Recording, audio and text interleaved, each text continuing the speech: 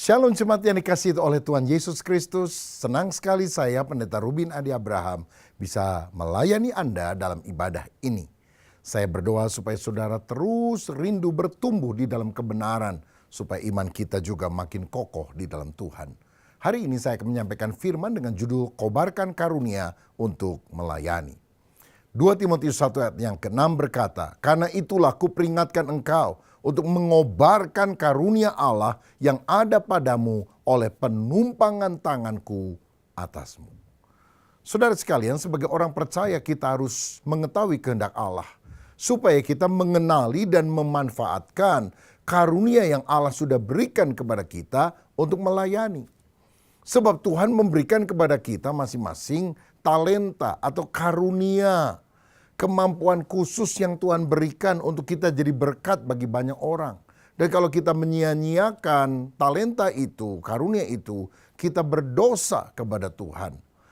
Alkitab pernah memberikan contoh, ada orang yang mendapatkan 5 talenta, dikembangkan jadi 10, 2 talenta, dikembangkan jadi 4. Tapi orang yang mendapatkan 1 talenta tidak mengembangkannya, menyimpannya di dalam tanah. Sehingga Tuhan itu menjadi murka dan berkata, "Kamu hamba yang jahat, malas dan tidak berguna. Hukuman menanti dia." Apa dosanya? Dosanya adalah tidak melakukan apa-apa. Dalam Yakobus 4 ayat 17 berkata, "Jadi jika seorang tahu bagaimana ia harus berbuat baik, tetapi ia tidak melakukannya, ia berdosa." Orang itu bisa berdosa karena melakukan apa yang seharusnya tidak dia lakukan, tetapi juga tidak melakukan apa yang seharusnya dia lakukan. Allah ingin kita aktif, bertindak, melayani, menjadi kawan sekerjanya, mengembangkan talenta. Tapi kalau kita pasif, malas, acuh tak acuh, dan berkata, biarinlah pelayanan tugas pendeta saja, bukan tugas saya. Maka akibatnya kita ini menjadi Kristen pengangguran, penonton yang gak ada fungsinya. Dan Tuhan akan murka jika demikian. Saya percaya setiap orang itu mendapatkan minimal 1 karunia dari Tuhan. Dan semuanya harus dikembangkan untuk kemuliaan nama Tuhan. Karena perbedaan karunia itu adalah untuk saling melengkapi. Semua karunia itu penting, saudara-saudara. Seperti dalam tubuh kita. Kita kan digambarkan seperti tubuh Kristus. Kalau misalnya perut saya lapar, lalu mata saya melihat ada lemper di depan saya, maka yang jalan adalah kaki. Yang ngambil lemper adalah tangan. Yang makan adalah mulut. Yang kenyang siapa? Perut. Nggak bisa kaki bilang, saya yang pergi ke sana kok kamu perut yang kenyang. Karena ketika perut kenyang, maka dia akan memberikan kekuatan kepada seluruh anggota tubuh untuk bisa melakukan fungsinya. Kadang-kadang kita juga menganggap bahwa pelayanan itu harus sesuatu yang tampil di depan. Misalnya mimpin pujian, khotbah, atau jadi guru sekala minggu. Dan di tengah orang yang berbakat yang lebih hebat daripada kita, kadang-kadang kita merasa minder. Aduh, dia main musiknya lebih bagus dari saya, khotbahnya lebih bagus. Dan kita bilang, ini aku, utuslah dia. Udah pakai dia aja Tuhan, saya sih gak bisa apa-apa. Padahal kita ini punya tugas yang unik. Ya, seperti sendok dan garpu, mana yang lebih bagus? Dua-duanya bagus, tapi beda fungsinya. Mari kita bersatu di dalam perbedaan karunia untuk melayani Tuhan dan jadi berkat bagi orang lain. Mungkin sudah bertanya, bagaimana saya tahu karunia Tuhan yang Dia titipkan kepada saya? Ada beberapa langkah sederhana yang kita bisa lakukan. Misalnya, pertama, kita harus menyelidiki kemungkinan karunia yang kita miliki. Misalnya dengan cara membaca Alkitab. Roma 12 ayat 4-8 menceritakan tentang beberapa jenis karunia. 1 Korintus 7, 1 Korintus 14, 15, Efesus 3 dan 4, 1 Petrus 4. Ada banyak bagian Alkitab di mana saudara bisa baca dan saudara pikir, oh mungkin ini karunia yang juga dicatat dalam Alkitab ada dalam diri saya. Baca buku-buku rohani terutama tentang mengenali karunia rohani, maka saudara akan lebih terbuka pikirannya. Atau tanya sama saudara seiman, kira-kira saya ini talentanya apa ya yang bisa jadi berkat bagi orang lain? Karena banyak sekali karunia yang Tuhan berikan kepada orang yang berbeda. Yang kedua, kita harus mencoba banyak bidang pelayanan. Ya, jangan pilih-pilih dulu, masukin aja semua yang ada. Yang paling gampang, lihat kebutuhan di gereja saudara. Kalau belum banyak orang yang terlibat di sana, saudara masuk. Walaupun saudara rasa tidak punya karunia atau talenta di sana, masuk dulu. Lama-lama saudara akan sadar mana karuniamu yang paling utama. Nah, untuk itu kita tidak boleh malas dan berkata, enggak, saya enggak mau pelayanan. Sebaliknya kita harus berlatih, belajar, mengembangkan karunia kita. Ya, walaupun mungkin saudara rasa tidak punya talenta main musik, ayo berlatih main musik. Saya mau tanya, saudara ada yang nggak bisa main gitar atau main piano? Seandainya setiap hari saudara punya komitmen, 1 jam latihan setiap hari, apakah main piano atau main gitar? Dalam 1 tahun kira-kira bisa atau tidak? Saya yakin bisa. Jadi ini bukan soal sekedar punya karunia atau tidak punya karunia. Berani mengembangkan, berlatih atau tidak. Nah, dalam bidang yang lain, mau kesaksian, mau khotbah, itu juga harus berlatih. Salah-salah pertama ya nggak apa-apa.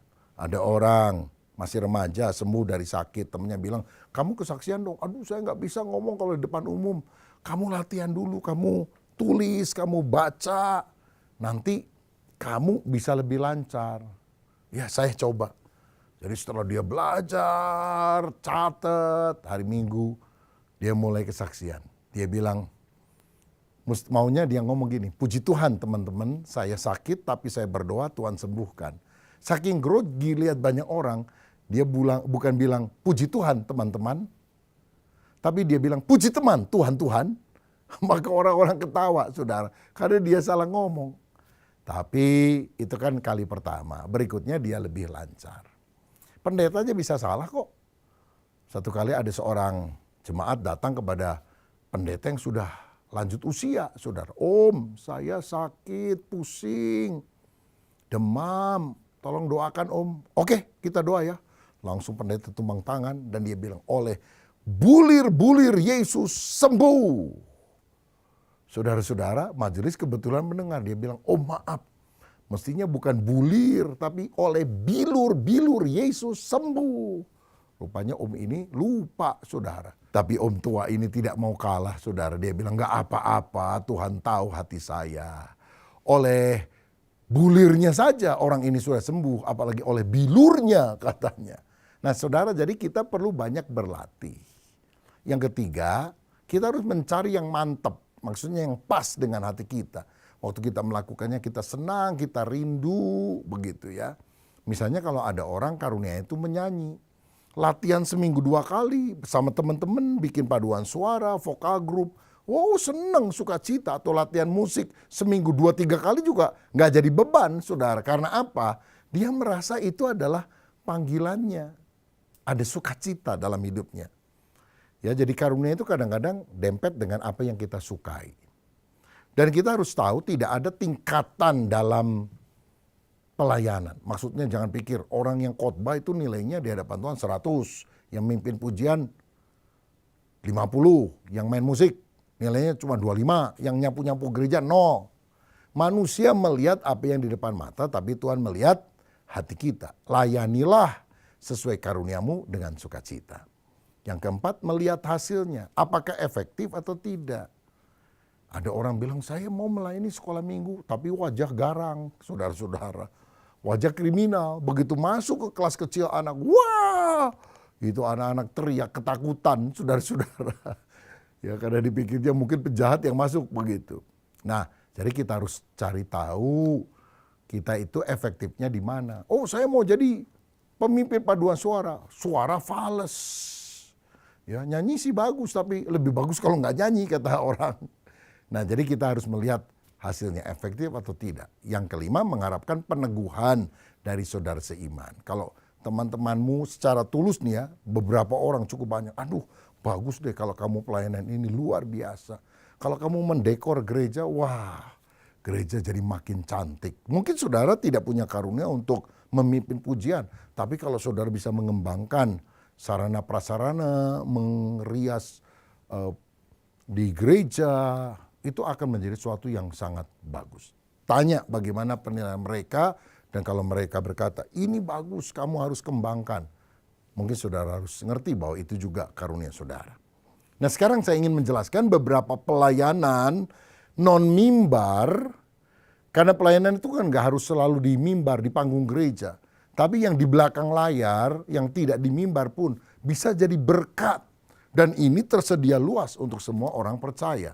Karena kalau melayani di gereja, di mimbar itu kan terbatas orangnya. Tapi kalau non-mimbar banyak sekali. Saya bacakan Roma 12 ayat 4-8 yang berbunyi demikian. Sebab sama seperti pada satu tubuh kita mempunyai banyak anggota, tetapi tidak semua anggota itu mempunyai tugas yang sama. Demikian juga kita, walaupun banyak adalah satu tubuh di dalam Kristus. Tetapi kita masing-masing adalah anggota yang seorang terhadap yang lain. Demikianlah kita mempunyai karunia yang berlain-lainan menurut kasih karunia yang dianugerahkan kepada kita. Jika karunia itu adalah untuk bernubuat, baiklah kita melakukannya sesuai dengan iman kita. Jika karunia untuk melayani, baiklah kita melayani. Jika karunia untuk mengajar, baiklah kita mengajar. Jika karunia untuk menasehati, baiklah kita menasehati. Siapa yang membagi-bagikan sesuatu, hendaklah ia melakukannya dengan hati yang ikhlas. Siapa yang memberi pimpinan, hendaklah ia melakukannya dengan rajin. Siapa yang menunjukkan kemurahan, hendaklah ia melakukannya dengan sukacita. Nah ini ada berbagai karunia rohani, saya akan jelaskan 4 saja dalam konteks yang non-mimbar ya saudara. Yang pertama adalah karunia melayani. Ini adalah karunia untuk memberikan bantuan atau support, pertolongan untuk melengkapi kebutuhan yang belum terpenuhi. Dan biasanya karunia pelayanan itu bisa dibagi dalam 2 hal. Yang pertama, berorientasi pada tugas. Jadi kalau ada tugas tertentu yang saudara tidak lakukan dalam pelayanan, maka akan terbengkalai. Misalnya, kita membereskan bangku di gereja, membagi amplop persembahan, membersihkan gereja. Ini berkaitan dengan hal-hal yang praktis, sarana prasarana. Ya ini mungkin seksi perlengkapan, seksi sibuk. Ada orang yang mengurus izin-izin. Ya izin gereja, izin kepada tetangga dan sebagainya. Dia tidak pernah tampil di mimbar misalnya. Tapi kalau dia melakukan itu di belakang layar, ini menjadi sangat bermanfaat. Tampaknya pelayanan ini sepertinya tidak menarik. Beda dengan singers yang muncul di mimbar. Tetapi karunia melayani ini sangat dibutuhkan. Bahkan dalam 1 Korintus 12 ayat 22 dikatakan, malahan justru anggota-anggota tubuh yang nampaknya paling lemah yang paling dibutuhkan. Jadi ini adalah karunia yang berorientasi pada tugas. Tetapi karunia melayani juga ada yang berorientasi pada orang, pada manusia. Maksudnya kita memberikan pertolongan kepada orang lain agar pelayanan orang itu lebih efektif. Misalnya dia menjadi sekretaris atau bagian administrasi dalam sebuah pelayanan gerejani misalnya. Atau menjadi ilustrator bagian yang membuat PowerPoint khotbah, memberikan gambar, kalimat-kalimat yang bagus, yang berkaitan dengan komputer membuat sistem, atau merangkup khotbah, menulis khotbah-khotbah lisan menjadi sebuah buku. Jadi idenya dari pendeta yang dia dengar hari Minggu, lalu dikembangkan kata-katanya dijadikan sebagai buku. Nah ini pelayanan melayani yang berorientasi membuat pelayanan hamba Tuhan tertentu menjadi lebih efektif dan lebih banyak jemaat yang mendapatkan berkat. Jadi yang menerima pertolongannya bukan orang sengsara, orang miskin, orang yang sakit, tapi orang Kristen lain, hamba-hamba Tuhan, supaya mereka lebih efektif dipakai Tuhan. Demikian halnya kalau kita lihat para rasul pernah meminta supaya diangkat 7 orang diaken di antara para jemaat membantu tugas-tugas praktis supaya para rasul ini bisa konsentrasi pada pelayanan doa dan firman. Ini pelayanan yang pertama, melayani. Yang kedua, saya melihat di Roma 12 itu ada pelayanan menasehati. Ya, kalau sekarang mengkonseling orang. Ini adalah pelayanan memusatkan perhatian pada orang lain dan memberikan kata-kata kasih berupa penghiburan, dorongan, nasihat yang membesarkan hati sehingga orang dikuatkan dan mendapatkan jalan keluar untuk dia bisa membuat keputusan yang tepat ketika dia menghadapi masalah. Kisah Rasul 4 ayat 36 mencatat nama Barnabas sebagai anak penghiburan. Rupanya dia adalah seorang konselor yang baik. Dia pelayanan sama-sama dengan Paulus, saudara.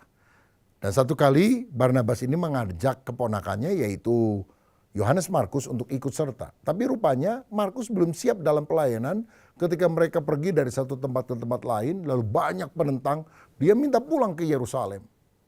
Paulus marah sekali, merasa bahwa Markus ini nggak ada gunanya. Dan Markus juga dimarah-marah, tentu kecewa.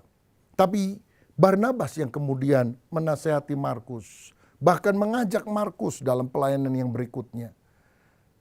Paulus tidak mau. Paulus berpisah pelayanan dari Barnabas. Tapi di kemudian hari, pelayanan Markus ini setelah dibimbing oleh konselor yang hebat yaitu Barnabas, Markus ini menjadi penulis Injil Markus yang juga dipakai Tuhan untuk melakukan penginjilan pada zamannya. Dan pada masa tua Paulus berkata, tolong Markus datang, suruh datang kepadaku karena pelayanannya penting bagiku. Jadi ada hamba Tuhan yang saklek, yang keras. Ada orang yang bisa dengan lemah lembut menguatkan orang lain supaya akhirnya orang itu juga bisa tumbuh dewasa di dalam Tuhan. Kita harus belajar saling menasehati satu dengan yang lain. Ibrani 3 ayat 13 memberikan petunjuk begini. Tetapi nasihatilah seorang akan yang lain setiap hari selama masih dapat dikatakan hari ini, supaya jangan ada di antara kamu yang menjadi tegar hatinya karena tipu daya dosa. Ada hal yang kita harus lakukan setiap hari. Berdoa harus setiap hari. Tetaplah berdoa, kata firman. Baca Alkitab mesti tiap hari. Yang kesukaannya merenungkan Taurat Tuhan dan merenungkannya siang dan malam. Itu kan harus setiap hari. Mengucap syukur harus setiap hari. Mengucap syukurlah senantiasa. Tapi ada ayat ini, hendaklah kita saling menasehati setiap hari. Jadi kita perlu mengkonseling orang lain atau mengencourage orang lain, membesarkan hati, menguatkan hati orang lain setiap hari. Ini adalah karunia yang kita juga harus kembangkan. Yang ketiga adalah karunia kemurahan, yaitu memiliki simpati dan belas kasihan terhadap orang yang menderita atau sengsara dan menyatakannya di dalam perbuatan kasih. Ya, banyak orang kalau lihat orang yang sengsara, aduh kasihan, tapi nggak bikin apa-apa.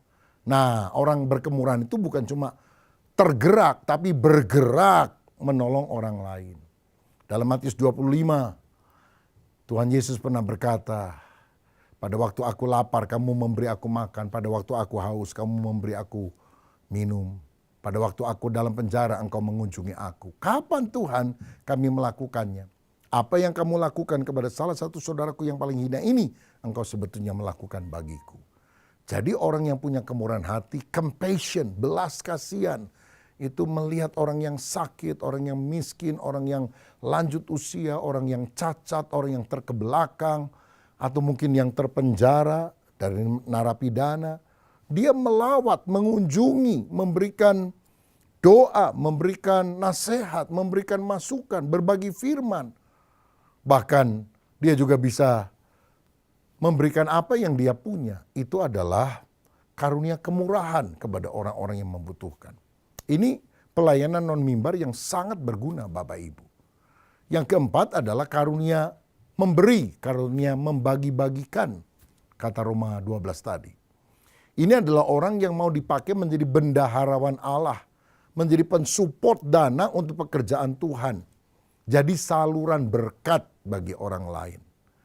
Dalam Lukas pasal yang ke-8 dicatat bahwa ada orang namanya Yohana, istri Kusa, bendahara Herodes, Susana, dan banyak perempuan lain. Perempuan-perempuan ini melayani rombongan itu dengan kekayaan mereka. Nah, jadi ada orang yang memang berkecukupan, bahkan berkelebihan, dia support dengan uangnya. Kalau ada pembangunan gereja, kalau ada misi dan sebagainya, mungkin dia tidak ikut pergi ke ladang misi itu, misalnya ke Papua atau kemana, tapi dia support dengan keuangan. Karena itu juga bisa membuat orang-orang yang berangkat bisa lebih tercukupi dana dan biayanya. Ini juga sebuah pelayanan yang mulia, saudara. Dan untuk memberi kita tidak harus jadi miliarder dulu. Tapi itu adalah sikap hati yang senang memberi. Ya, Tuhan ingin memberikan kepada kita hati yang limpah. Limpah itu bukan berarti rumah 5, mobil 10. tetapi merasa cukup dengan berkat Tuhan dan suka memberi kepada orang lain. 2 Korintus 8 memberikan contoh jemaat Makedonia yang miskin, tetapi ketika mereka mendengar jemaat Yerusalem membutuhkan dana, mereka mengumpulkan dana dan memberikannya kepada jemaat Yerusalem. Ada janda yang hanya punya 2 peser, tapi dia memberi persembahan. Dan Yesus bilang, janda ini memberi lebih banyak dari semua orang yang lain, karena dia memberi seluruh yang dimilikinya. Atau seperti janda di Sarfat, yang ketika Elia datang pada musim kelaparan, dan dia bilang, bikinkan roti untuk aku. Saya hanya punya minyak sedikit, tepung segenggam. Saya akan bikin roti, aku akan makan, anakku akan makan, lalu kami akan mati. Karena kami sudah tidak punya persediaan lagi. Loh kalau kamu minta, kami matinya sekarang. Elia bilang, bikin buat aku dulu. Mujizat akan terjadi. Tepungnya tidak habis, minyaknya tidak habis. Dan ketika mereka taat melakukan itu, ini kan orang yang punya karunia memberi. Kalau egois mana mungkin. Waktu dia memberikan kepada hamba Tuhan, sampai musim kelaparan itu lewat, minyaknya tidak habis, tepungnya tidak habis. Selalu ada mujizat kalau kita belajar memberi untuk Tuhan. Nah, memberi itu jangan mikir nanti kalau saya udah kaya raya. Seperti 5 roti dan 2 ikan yang dibawa oleh seorang anak dibawa kepada Yesus. Yesus kemudian membagi-bagikannya kepada banyak orang. Saudara, waktu Yesus mengangkat 5 roti dan 2 ikan ikut, apakah langsung rotinya berubah jadi roti besar, ikannya berubah jadi ikan paus? Tidak kan? Setelah didoakan rotinya tetap kecil, ikannya tetap kecil. Tapi mujizatnya terjadi waktu dibagi-bagikan. Rotinya tidak habis, ikannya tidak habis. Dan semua orang bisa makan, sisanya 12 bakul. Saudara nggak perlu kaya raya dulu, baru kemudian bisa memberi. Apa yang engkau punya walaupun sedikit, ketika engkau belajar dengan iman membagikan kepada orang lain, Tuhan akan melakukan mujizat pelipat gandaan. Saudara, kalau kita mendapatkan berkat, sisihkan dulu persepuluhan yang adalah milik Allah. Bawa ke rumah Tuhan, ke gereja lokal di mana saudara digembalakan. Dan 90%-nya saudara kelola dengan takut akan Tuhan. Dan Tuhan yang menyediakan roti untuk dimakan dan benih untuk kita tabur, itu akan melipat gandakannya. Haleluya. Nah, ada karunia lain di dalam bagian Alkitab yang berbeda, karena karunia kan banyak sekali. Tapi salah satu yang saya juga mau bahas adalah karunia memberi tumpangan atau hospitality, keramah tamahan. Ini dicatat dalam 1 Petrus 4 ayat 9 misalnya. Berilah tumpangan seorang akan yang lain dengan tidak bersungut-sungut. Nah, orang yang punya karunia memberi tumpangan, hospitality, adalah orang yang suka ngajak makan. Bahkan kalau dia punya rumah, dia bisa mengajak tamu, hamba Tuhan misalnya yang melayani di kota itu, untuk nginap di rumahnya. Dia antar-antar. Dan dia senang melakukannya karena itu berasal dari hatinya. Dia kalau khotbah nggak bisa, suara fales. Tapi dia suka melakukan pelayanan hospitality ini. Ramah, menjamu orang, menjemput dengan mobil. Ini mungkin kalau di Alkitab seperti perempuan Sunem ya. Yang ketika Elisa hamba Tuhan selalu mampir di kota itu. Dia suruh untuk nginap di rumahnya. Dan dia kemudian tentu seizin suaminya membangunkan sebuah kamar loteng. Diisinya dengan tempat tidur, dengan meja, dengan pelita. Supaya Elisa setiap kali mampir ke rumah, ke daerah itu, gak usah bingung mau nginep di mana. Zaman dulu kan belum ada hotel, tapi nginep di rumah perempuan Sunem ini. Atau seperti Maria, Marta, Lazarus di Betania. Yesus dan murid-muridnya setiap kali mau ke Yerusalem selalu mampir di Betania karena jaraknya dekat, hanya beberapa kilometer. Dan mereka menjamu Yesus dengan makanan, dengan ngobrol. Dan mujizat terjadi loh saudara. Waktu anak perempuan Sunem mati dan di perjanjian baru waktu Lazarus mati, Tuhan membangkitkan dia. Orang yang punya keramah tamahan, mujizatnya besar, dahsyat. Bukan cuma kesembuhan, kebangkitan. Berkat yang gak masuk akal, Tuhan akan limpahkan. Dan firman juga berkata, ketika kita melakukan pelayanan hospitality kepada orang yang membutuhkan, kepada hamba Tuhan, bahkan kepada orang miskin, tanpa disadarinya, dia telah menjamu malaikat Tuhan. Seperti siapa? Abraham. ketika ada 3 orang mampir ke kemahnya, dia jamu dengan makanan yang luar biasa. Pada itu adalah Tuhan dengan 2 malaikatnya yang akan pergi ke Sodom dan Gomora. Tanpa disadari, Abraham telah menjamu malaikat Tuhan. Malaikat itu kan utusan Tuhan. Nggak usah yang punya sayap begitu. Tapi kalau saudara punya pelayanan hospitality, saudara menjamu utusan-utusan Tuhan, pemberita-pemberita Injil, hamba-hamba Tuhan, engkau dapat pahala dari sorga. Yang keenam, yang terakhir, saudara, adalah pelayanan doa syafaat. Yaitu orang yang datang kepada Allah demi kepentingan orang lain. Kejadian 18, ayat 19-29 menceritakan tentang Abraham yang berdoa syafaat untuk Lot. Supaya Sodom dan Gomora tidak dibinasakan oleh Tuhan. Dia tawar-menawar sama Tuhan. Gimana kalau ada 50 orang benar, 45, 40, 30, 20, 10. Aku gak akan hukum, kata Tuhan. Dan firman berkata, maka berdoalah Abraham kepada Allah. Lalu Allah ingat kepada Abraham dan melepaskan Lot. Yang Tuhan ingat itu bukan Lot, saudara. Mungkin Lotnya juga gak berdoa. Tapi Tuhan ingat kepada Abraham dan melepaskan Lot. Jadi saya percaya kalau kita punya keluarga yang belum di dalam Tuhan, doakan terus. Sehingga malapetaka tidak ditimpakan kepada orang yang belum percaya itu, karena ada orang benar yang mendoakannya. Saudara, dan Tuhan akan memberikan kesempatan untuk orang itu bertobat. Doanya tidak mentobatkan orang itu langsung, tapi ada kesempatan pertobatan. Seperti Lot mendapatkan kesempatan untuk lari dari Sodom dan Gomora sehingga dia tidak ikut binasa di sana. Orang yang punya karunia sebagai pendoa syafaat senang berdoa. Doa teratur, lama, dan seringkali dijawab oleh Tuhan. Saya teringat ketika Musa berperang melawan orang Amalek. Yang dia suruh perang di bawah adalah Yosua dan orang-orang Israel. Tapi penentu kemenangan adalah Musa yang naik di atas bukit. Waktu dia angkat tangan, orang Israel menang. Waktu dia lemah, turun tangan, orang Israel kalah. Sampai ditopang oleh Harun dan Hur. Saya percaya pelayanan rohani juga harus ditopang oleh para pendoa syafaat. Sehingga banyak jiwa-jiwa yang akan diselamatkan untuk kemuliaan nama Tuhan. Saudara, gereja-gereja di Korea Selatan misalnya, itu punya atmosfer rohani yang kuat di dalam ibadah selama bertahun-tahun. Karena apa? Ada pendoa-pendoa syafaat yang suka mendoakan setiap ibadah yang ada. Ada seorang hamba Tuhan wanita dari Amerika Serikat, namanya Amy Semple McPherson. Dia juga adalah seorang pengkhotbah hebat pada zamannya. Karena kalau waktu dia doa, kesembuhan sering terjadi. Dan waktu selesai khotbah dia mendoakan orang, orang kadang-kadang rebah di dalam hadirat Allah. Penuh dengan Roh Kudus. Satu kali ada wartawan yang gak percaya Tuhan, dia pikir, kenapa orang-orang didoakan bisa jatuh dari tempat tidur, dari tempat duduknya, lalu kemudian mereka sepertinya ya kita kenal sebagai dilawat oleh Roh Kudus, begitu saudara. Jangan-jangan itu kursi-kursinya itu ada aliran listrik yang daya rendah sehingga zut, langsung orang jatuh begitu.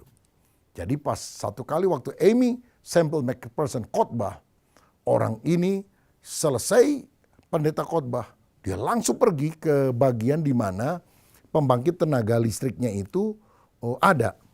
Dan dia pikir jangan-jangan ada orang yang ngerjain ini saklar listriknya. Waktu dia turun ke sana dia kaget. Karena yang dia dapat di sana beberapa orang ibu-ibu tua yang sedang berdoa. Dia berkata, tolong hambamu biar mujizat-mujizat Allah terjadi melalui pelayanannya. Jadi nggak mengganggu listriknya sudah. Tapi dia berdoa supaya Roh Kudus bekerja. Dan akhirnya wartawan ini bertobat. Dia bilang, oh rupanya ini pembangkit tenaga listriknya. Maksudnya apa? Ketika kita berdoa, ada power, kuasa Roh Kudus yang akan dicurahkan. Karena itu mari kita mengenali karunia rohani kita masing-masing. Dan kita menggunakannya untuk kemuliaan nama Tuhan dan jadi berkat bagi orang lain. Siapa di antara saudara yang merasa engkau mendapatkan satu karunia yang belum engkau kembangkan secara maksimal. Tapi hari ini engkau mau berkata, Tuhan, aku mau dipakai oleh engkau. Pakai aku sesuai dengan karunia yang engkau berikan. Kalau engkau mau berdoa demikian, taruh tanganmu di dada. Saya mau berdoa. Bapa, terima kasih untuk kebenaran firman-Mu. Kami percaya kami mendapatkan minimal satu karunia. Dan karunia itu harus dikembangkan. Bapa, kami tidak mau menyia-nyiakan karunia ini. tapi biarlah kami dipakai untuk memuliakan Tuhan dan juga menjadi berkat bagi banyak orang. Kami mulai aktif terlibat dalam pelayanan, tidak harus pelayanan mimbar, pelayanan di luar pun, pelayanan di bawah mimbar, pelayanan sehari-hari yang praktis kami mau lakukan. Yang penting banyak orang terberkati. Oh Tuhan, hamba berdoa, komitmen dari anak-anak-Mu yang telah mendengar khotbah ini, Engkau materaikan, Engkau kuatkan, sehingga kami diurapi oleh Roh Kudus menjadi berkat. Dalam nama Yesus kami berdoa. Haleluya. Amin. Tuhan memberkati.